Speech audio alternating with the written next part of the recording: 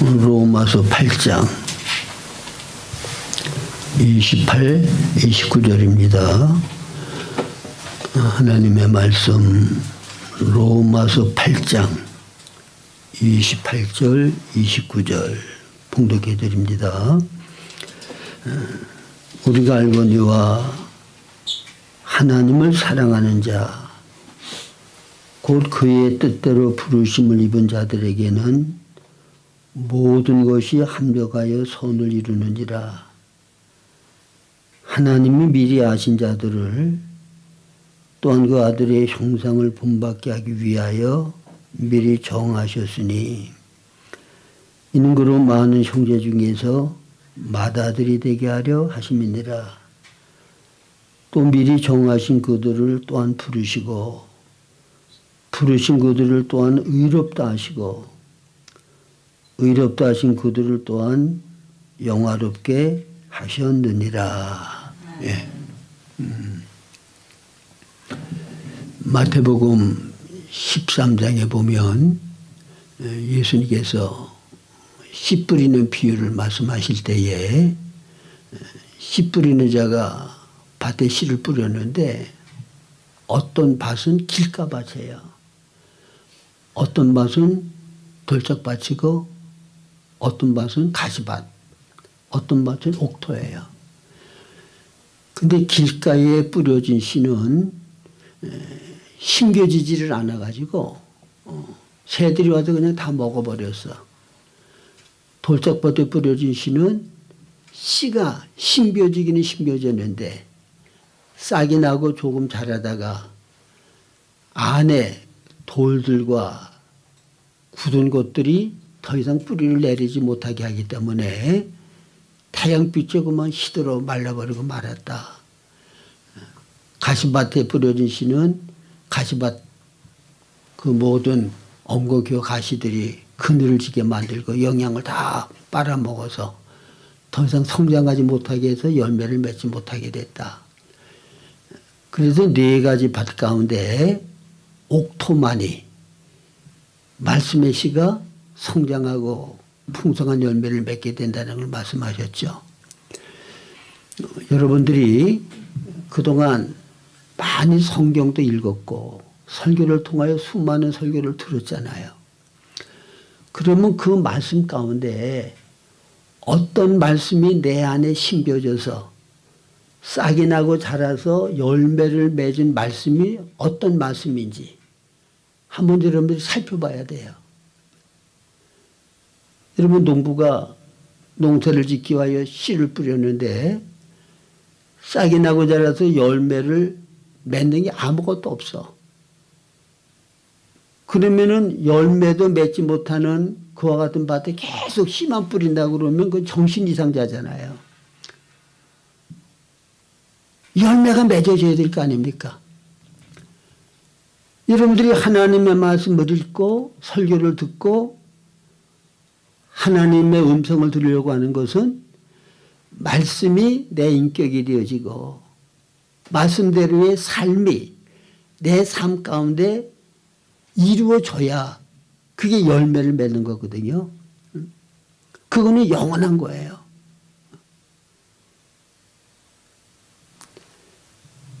그래서 저도 이 말씀 가운데 어떤 말씀이 정말 내 인격이 되어지고 내 삶이 되어져서 열매를 맺는 말씀이 무슨 말씀인가. 근데 저는 오늘 여러분들에게 봉독해드린 로마서 8장 28절, 29절이 제 모든 원망, 불평, 낙심, 다른 사람을 미워하고 판단하고 이런 모든 것들이 이 말씀에 의해서 정리가 됐고 제 사고방식이 완전히 바뀌었어요. 저도 어려서부터 별로 좋지 않은 환경에서 자라가지고 아주 염세적이고 부정적인 성격이었고 열등감이 아주 많고 그리고 생활 가운데 뭐 잘못되면 다 너 때문이야. 네가 나한테 이렇게 해서 내가 화를 내는 거고 너 때문에 내가 이렇게 됐고 남 탓을 해. 그리고 감사가 없고 매사가 불평이야. 그러니까 괴롭더라고. 그래서 하나님 앞에 이런 성격이 좀 고쳐지기를 정말 사모하고 제가 기도하면서 하나님이 내게 대한 뜻은 항상 기뻐하는 거, 쉬지 않고 기도하고 모든 일에 감사하는 게 내게 대한 뜻이라고 분명히 말씀했는데 왜 나는 기뻐하지 아니하고 매사가 원망 불평이고 왜 감사하지 아니하고 이와 같이 내게는 참된 만족이 없이 불평 원망만 가득한가. 그래서 이걸 놓고 좀 이런 성품을 고쳐보려고 정말 간절히 사모하는 마음으로 주님을 찾고 기도하고 또 이걸 고쳐보려고 인간적으로도 애를 써봤는데 내 방법으로는 아예 안 되는 거고 하나님께서 나를 완전히 고쳐주기 위하여 말씀을 깨닫게 하시더라고요. 그래서 저는 어떤 특별한 문제가 있어가지고 산에 가서 특별 기도를 하면 하나님께서는 항상 그 문제를 해결해 주시기 위하여 말씀을 깨닫게 하신 은혜를 주셔서 문제를 해결받게 하시더라고. 그래서 제가 특별 기도하러 가서 특별히 하나님께서 말씀을 깨닫게 해 주셔가지고 문제를 해결하지 않은 적은 거의 없어요. 많은 말씀들을 통하여 깨달음을 주셔서 문제를 해결받게 하셨어. 근데 정말 앞도 막히고 뒤도 막히고 옆도 막히고 어떻게 할 수 없고 부당한 일을 당하고 억울한 일을 당하고 그런 일을 가지고 하나님 앞에 나가서 하나님 이런 환경 좀 바꿔주세요. 나를 괴롭히는 이런 사람들을 어떻게 좀 처리 좀 해주세요. 왜 나에게는 이렇게 힘들고 어려운 환경만 계속 당하게 하시는 겁니까? 그러면은 10번이면 10번 똑같이 로마서 8장 28, 29절로 말씀을 하셔요. 하나님은 사랑하는 자, 곧 그 뜻대로 부르심을 입은 자들에게는 모든 것이 합력하여 선을 이루는지라. 하나님이 미리 아신 자들로 또한 그 아들의 형상을 본받게 하기 위하여 미리 정하셨으니 이는 그런 많은 형제 중에서 맏아들이 되게 하려 하심이니라. 그러니까 이 말씀을 깨닫게 하면서 주님은 항상 제게 말씀하는 게 내가 나한테 기도하기를 하나님이 나에게 대해서 어떻게 하셔도 좋으니까 죄 안 짓고 성결하고 거룩하게 살 수 있는 사람만 되게 해주시기 원합니다. 아니 뭉둥병이 걸리게 하셔도 어떤 고난과 어려움이 부닥쳐도 나를 성결하게만 해주신다 그러면 어떤 일을 당해도 나는 다 좋습니다. 내가 그런 식으로 하나님 앞에 기도한 적이 있거든요. 그러니까 하나님께서 그걸 기억나게 하면서 늘 이 말씀으로 지금 말씀하시는 거야. 그래, 내가 너를 예수님과 같은 성품의 사람, 예수님과 같은 사람 만들어주기 위해서 이 환경을 너한테 안배한 거고 여기에서 내 뜻대로 내가 반응만 하면 너는 그리스도의 형상으로 그만큼 성장하고 변화될 수 있는 거다. 그래서 이 환경을 너에게 준 거다. 할 말 있어요, 없어요? 할 말 없어. 사무엘상 19장 18절 이하에 보면 사울 왕이 다윗을 잡아 죽이려고 쫓아다닐 때예요. 근데 이제 사울 왕을 피해서 사무엘이 있는 라마나에서로 이제 도피를 했어요. 근데 사울 왕에게 이 정보가 들어갔거든요. 그러니까 사울 왕이 전령들을 보내서 그 다윗을 당장 잡아오라고 보냈어요. 근데 이 전령들이 라마나요에만 가면 다윗을 잡으려고 하는 그런 악한 마음은 없어지고 선한 마음이 되어가지고 그냥 거기에서 주님의 임재를 느끼다가는 돌아오고 하니까 사울왕이 직접 잡으러 갔어요. 근데 라마나요스에 가니까 사울왕도 옷을 다 벗어지치고 하루 종일 이혼하다가 되돌아갔거든요. 그럼 이건 뭘 얘기하는가 하면 전령들이나 사울왕이 라마나요스에서 잠깐 동안 하나님의 임재를 느끼고 하나님의 신의 감동을 받았다고 해서 그 사람들이 그렇게 하나님 사람으로 변화된 거 아니거든요. 집으로 되돌아가서는 그 악한 마음, 다윗을 잡아 죽이려는 마음 그냥 가지고 있었다고. 이거는 환경 따라 변하는 거야. 환경에 영향받는 사람들이에요. 마치 온도계 영향을 받는 것 같아. 온도계와 같은 거야. 응? 딴 사람들이 환영해주고 뭐가 잘 되면 기뻐하고 감사하고 좋아하다가 조금 어려운 일이 생기면 원망하고 불평하고 낙심하고 환경 따라 움직이는 사람들. 거의 모든 사람들이 그렇게 환경 따라 변화되고 환경 따라 움직이잖아요. 그러나 라마나요스라고 하는 그 장소가 처음서부터 그렇게 거룩한 주님의 임재가 있는 장소가 아니라 하나님이 함께하는 하나님의 사람들이 라마나요스에 머무르니까 그것이 거룩한 하나님의 임재가 있는 장소가 됐단 말이에요. 그러니까 다윗이나 사무엘 같은 사람은 환경 따라 움직이는 사람이 아니라 환경을 정복하고 다스리는 사람이야.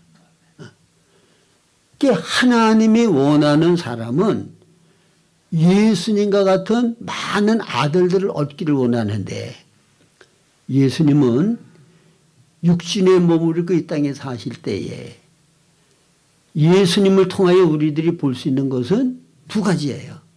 하나는 예수님이 계신 곳에는 하나님의 권위가 세워지고 하나님의 다스림이 있게 돼 있어요. 여러분 원래 인간이 타락한 다음에 모든 인간들은 사탄에게 종노릇하고 이 세상 나라는 사탄의 나라잖아요. 어둠의 나라야. 불의와 악의 나라야. 근데 예수님이 계신 곳에는 어둠이 물러가고 하나님의 거룩한 통치가 이루어졌다고. 그 예수님이 계신 곳은 하나님의 왕국이었어. 그 다음에 예수님이 계신 곳에서는 완전하고 으뜸이신 하나님의 거룩한 속성이 다 표현되어지고 나타났어. 그래서 하나님이 어떤 사랑의 하나님인지 어떤 궁유를 갖고 계신지 얼마나 의로우신 분인지 예수님이 다 보여주셨다 그 말이에요. 그러니까 우리를 바로 예수님과 같은 사람 되기를 원하시는 거야. 그래서 너희는 세상의 빛이다. 세상의 소금이다. 여러분 빛과 소금은 다 정복력이 있는 거예요. 빛은 어둠 가운데 들어가면 어둠을 다 정복해. 빛으로 환히 밝혀. 소금은 썩고 부패하는 곳에 들어가면 썩고 부패하는 것을 방지해. 맛없는 데 들어가면 짠맛으로 정복해. 그래서 아담과 효와에게 타락하기 전에 생육하고 번성하여 땅에 충만하라. 땅을 정복하고 다스리라. 이 권위를 다 빼앗겼는데 예수님을 통하여 이 권위를 다시 회복하라는 거야. 그래서 예수님과 같은 많은 아들들, 완전하고 으뜸이신 하나님의 모든 속성을 나타내고 그 속성으로 모든 것을 정복할 수 있는 그런 사람 만들기를 원하는 것이 하나님의 목적이라고 말해요. 그래서 우리가 거듭나서 우리 영 안에 그리스도의 부활 생명이 내주하시고 함께 하시고 생명의 성령의 법이 우리 영 안에서 역사하고 기름 부음의 인도가 있고 영은 완전하게 변화됐어요. 하나님과 완전히 하나가 됐다고. 근데 문제는 혼과 몸이란 말이에요. 이 혼과 몸은 오랫동안 사탄에게 지배받고 점유되어지고 사탄의 본성이 우리 속에 깊이 뿌리를 박아서 거듭나고 구원받았지만은 이거는 쉽게 변하질 않아. 여러분, 사탄의 본성인 옛사람 나라고 하는 거는 이건 100% 자기 본이 자기 중심이야. 하나님의 것을 이용해서라도 나의 유익을 얻으려고 하고 내가 영광스럽게 되려고 하고 나를 위하여 이용하지 못할 게 아무것도 없어요. 이게 옛사람 나야. 그래서 하나님께서 혼과 몸을 통하여 영안에 계시는 주님이 살아 나타나려고 하면 이게 깨져야 되거든요. 옛사람 자아가 이게 깨져야 된다고. 이게 꽉 가로막아서 영안에 계시는 주님이 아무 일도 못하고 아무 삶도 살지 못하게 하고 있단 말이야. 그래서 이게 깨지려고 그러면 여러 가지 환난과 고난을 겪지 않으면 이거 안 깨져요. 저는 이거 경험해봐서 알아요. 맨 처음에 은혜 받았을 때는 제가 다 된 줄 알았어요. 늘 깨어 기도하고 조그만 죄된 생각만 들어와도 곧대 주님 앞에 이렇게 죄된 생각을 했습니다. 하나님 용서해 주시기 원합니다. 죄가 내 안에 들어와서 깃들일 수 없도록 생각만 들어와도 거부하고 대적하니까. 그리고 어떤 때는 뭐 잘못한 거 하나님 앞에 회개해야 될 게 없나 돌아보면 회개할 거리가 없어. 왜? 생각만 들어와도 내가 거부하고 대적했으니까. 그래서 그때는 저는 야, 꽤 거룩한 사람이 됐고 이제는 죄에서 자유해방 얻은 사람이 된 줄 알았어요. 어떤 사람이라도 주님이 사랑하는 그 마음 가지고 사랑하면 되지. 그래서 결혼도 성격도 아주 특유하고 정말 감당하기 어려운 사람, 그래도 주님이 사랑하는 그 사랑 갖고 내가 사랑하면 되지. 그리고 결혼도 했고. 근데 여러분, 살아보니까 내 속에 뿌리박고 있는 옛사람 나라고 하는 그 타락한 악한 본성이 만만치 않아. 그렇게 쉽게 이게 깨지고 변화되는 게 아니더라고. 그러니까 하나님이 이 자아를 깨뜨리고 나를 거룩하신 그리스도의 성품으로 변화시키기 위해서 많은 환난과 고난과 시련을 겪게 하셔.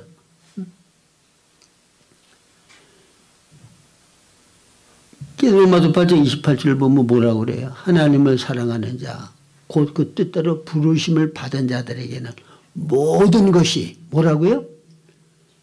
모든 것이 합력하여 선을 이룬다고 말씀하셨는데, 그러면 로마서 8장 28절대로 모든 것이 내게 합력하여 선을 이루고 나를 그리스도 형상으로 변화되도록 하시기 위해서 하나님께서 모든 환경을 안배하시는데, 이 말씀이 내 안에서 역사에서 이 말씀대로의 실제가 내 삶 가운데 나타나게 하려면 나는 어떻게 해야 되느냐.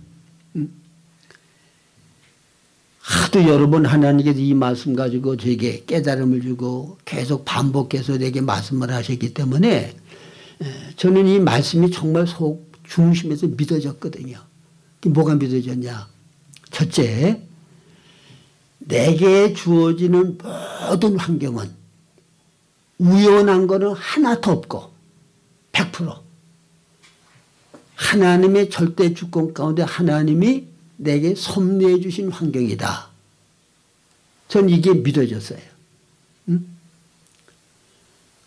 그리고 이거는 내가 주관적으로 내 생각대로 이렇게 믿는 게 아니라 성경에 보니까 고난과 환난을 많이 겪었던 하나님이 기뻐하시는 하나님의 사람들이 다 이 하나님의 절대 주권을 믿었더라고. 그중 한 사람이 욥이죠. 하나님께서 사탄과 대화를 나누시면서 욥에 대해서 말씀을 나누시고, 욥이 하나님을 이렇게 경외하고 하나님을 잘 섬기는 게 괴리 그런 줄 압니까? 그렇게 하나님이 복을 주시는데 그렇게 섬기지 않을 사람이 누가 있습니까? 그러니까 하나님이 그러면 욥을 마음대로 시험해봐라. 그의 생명을 건드리지 말고 그가 소유한 모든 물질에 대해서는 네 마음대로 한번 해봐라. 여러분 그래서 그 많던 재산들이 다 약탈당하고 사랑하는 10자녀들이 한꺼번에 다 죽었어.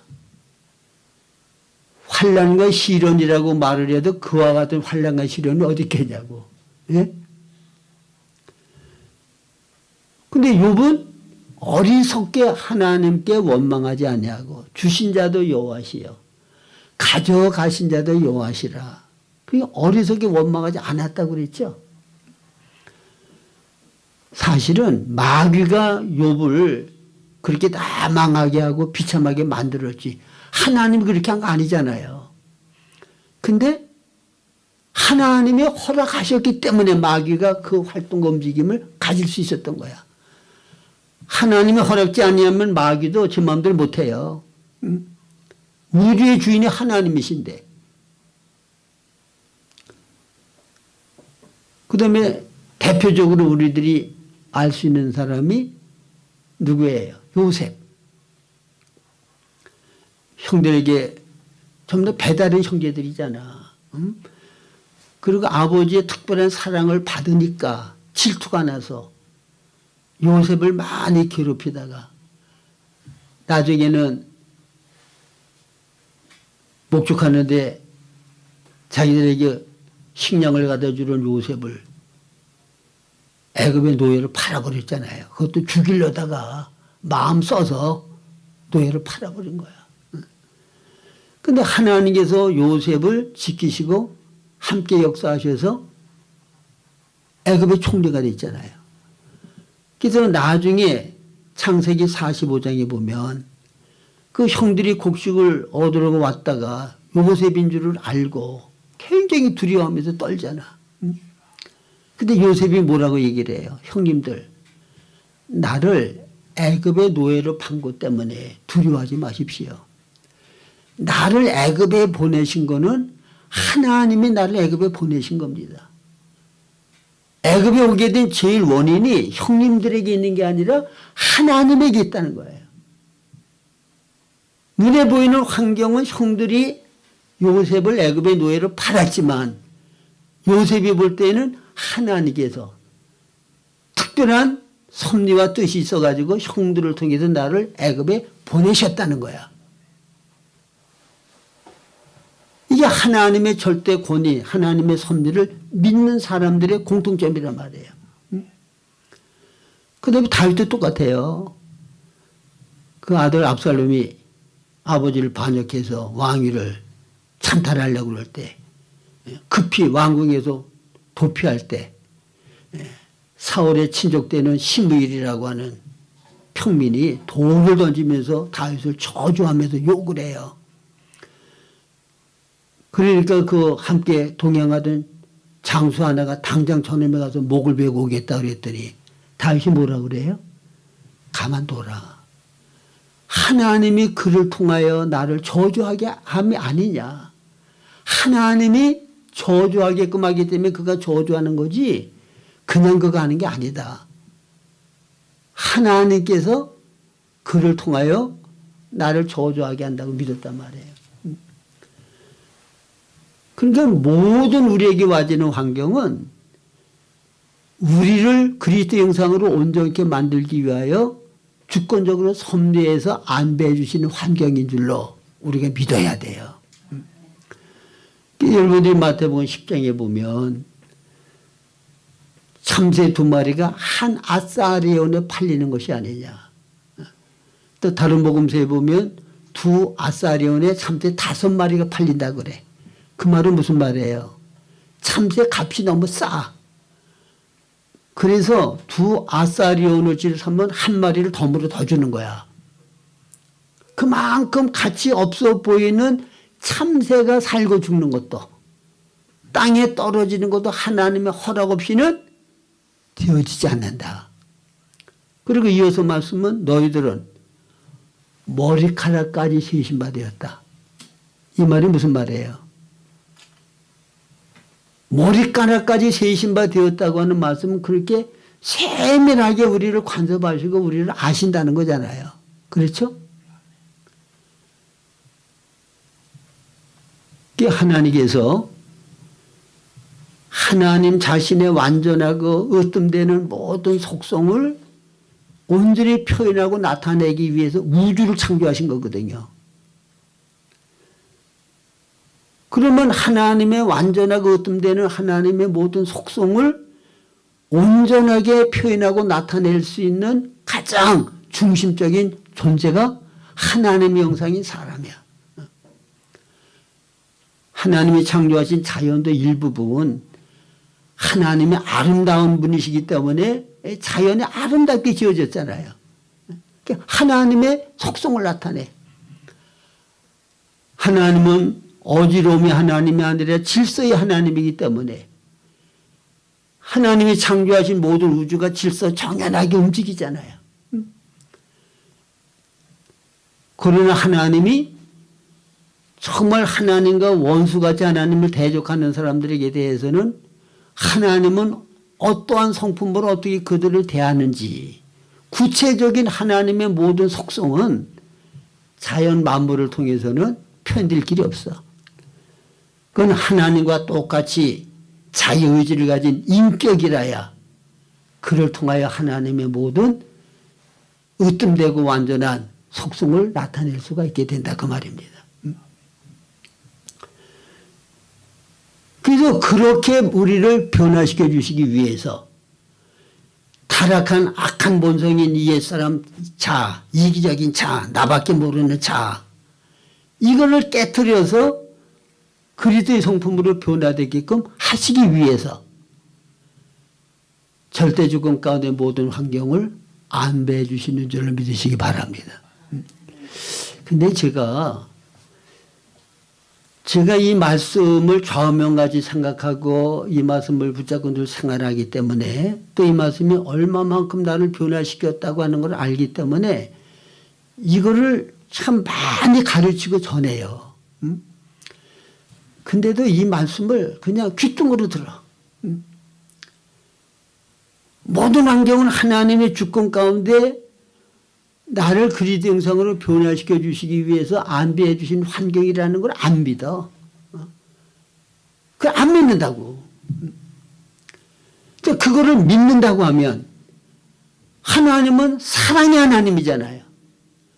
우리를 사랑하셔서 독생자를 주기까지 예수님이 십자가에 죄벌을 담당하셔서 비참하게 죽기까지 하셨다고 하는 말은 하나님 앞에 우리가 얼마나 가치 있고 귀한 존재라고 하는 사실을 우리에게 보여주는 거잖아요. 우리에게 뭐를 아끼시고 뭐를 안 주시겠냐고. 근데 하나님이 보실 때 가장 가치 있고 귀한 거는 예수님과 같은 형상으로 우리가 변화되어서 예수님과 같은 사람이 되는 것보다 더 가치 있고 귀한 거 없어. 그러면 하나님 나라의 유업을 함께 받을 수 있는 거잖아. 여러분 생각해 보세요. 이건희 삼성 회장이 아들이 있는데 그냥 그 아들은 명분만 아들이 아니잖아요. 그 큰 기업을 상속받아 가지고 다 경영하고 그거를 더 누려야 되잖아. 그러려고 하면 그 아들에게 가장 필요한 건 뭐예요? 그걸 상속해서 감당할 수 있는 실력을 키우는 거야. 실력이 없으면 맡겨줘도 다 망하게 하고 말아. 저도 보니까 제가 하나님 앞에 무슨 사역을 좀 크게 하게 축복해달라 어쩌고저쩌고 옛날에 그런 기도를 많이 했는데 지금 일체 그런 기도를 안 하는 이유가 뭔가 하면 돈을 좀 많이 줘 보니까 그 돈 마귀한테 다 뺏겨. 올바로 쓰지 못하고 잘못 써가지고 그 돈 때문에 하나님의 영광을 가지고 나도 망하게 만들더라고. 특별히 어떤 은사를 주셔서 쓰면 그것 가지고 내 명예 내 영광을 나타내려고 그러고 내가 높아지려고 그러고 그것 때문에 또 교만한 자가 돼. 응? 뭔가를 주시면 그거를 감당할 수 있는 그릇이 돼야 되고 실력이 먼저 있어야 돼. 실력도 되지 않는 자에게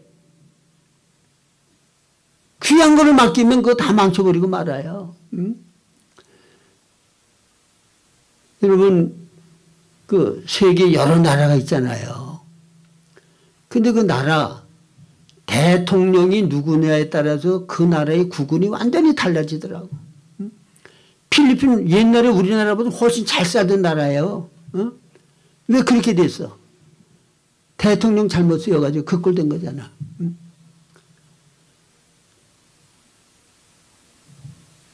뭐든지 다 똑같아요.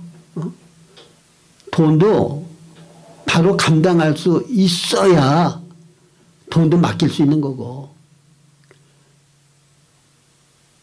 하나님의 어떤 특별한 은사와 직임도 제대로 그거를 영광을 위하여 바로 쓸 수 있도록 실력이 갖춰줘야 그걸 하나님의 영광을 나타내고 바로 쓸 수 있는 거지. 실력이 갖춰지지도 않는데 맡겨줘 봐야 하나님 영광이나 가려고 일을 다 망치고 말아. 그러니까 하나님께서는 우리를 그리스도의 형상으로 거룩하게 변화시키는 거, 이게 가장 중요한 과제라 그 말이에요. 이것만 갖춰지면 하나님이 하늘과 땅의 모든 것들의 권세를 다 우리에게 맡겨주신다고. 믿으십니까? 하나님 나라의 모든 유업을 누리게 하신단 말이야.